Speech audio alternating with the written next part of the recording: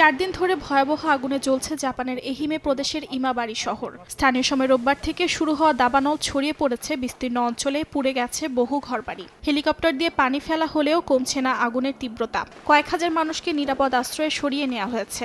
বন্ধ রয়েছে গুরুত্বপূর্ণ সড়ক ও মহাসড়ক। ফায়ার সার্ভিস কর্মীরা আগুন নেভানোর প্রাণপণ চেষ্টা চালালেও পরিস্থিতি নিয়ন্ত্রণে আসার কোনো লক্ষণ নেই বলে জানায় সংশ্লিষ্ট কর্তৃপক্ষ।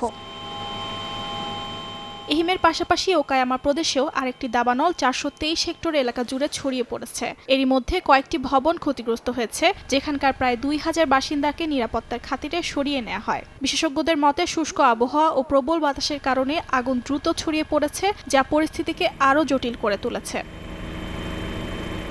এদিকে নতুন করে মিয়াজাকি প্রদেশে আগুন ছড়িয়ে পড়ার কারণে 50 হেক্টর জমি পুড়ে গেছে। নিরাপদ আশ্রয়ে সরিয়ে নেওয়া হয়েছে 70টি পরিবারকে। অর্জিতা সোহেজিন, সময় সংবাদ।